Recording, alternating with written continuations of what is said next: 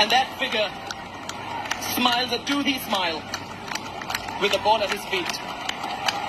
Hands folded in gratitude, face stern before a penalty. A country on his shoulders, waving goodbye to a part of himself. And in this moment, he has now said goodbye.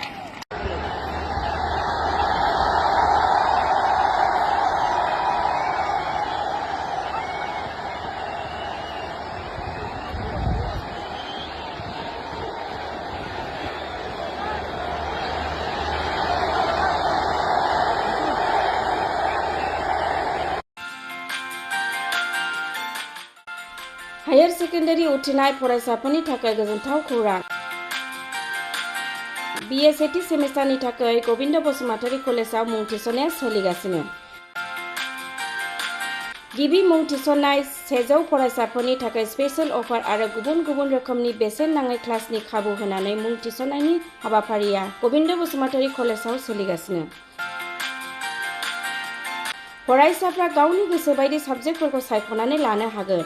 लोगोसे basic computer class, self defence, spoken English class बायदि खाबुफोरखौ फरायसाफ्रा बेसेन नाङाजासे लानो हागोन। बे कलेजाव गासैबो फरायसाफोरनि थाखाय फ्री बासनि सार्भिसनि राहा आरो बिजाब बाख्रिनिबो राहा दं।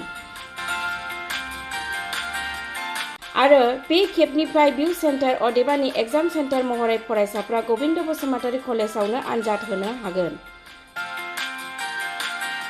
गोविंद बसुमतारी कलेजाव एसेल' बेसेनावनो मुं थिसननानै कलेजनि राहानि खाबुफोरखौ लानो हागोन। रोखायै मिथिनो थाखाय फारियै होनाय जानबुं नाम्बाराव कन्टेक्ट खालामनो हागोन।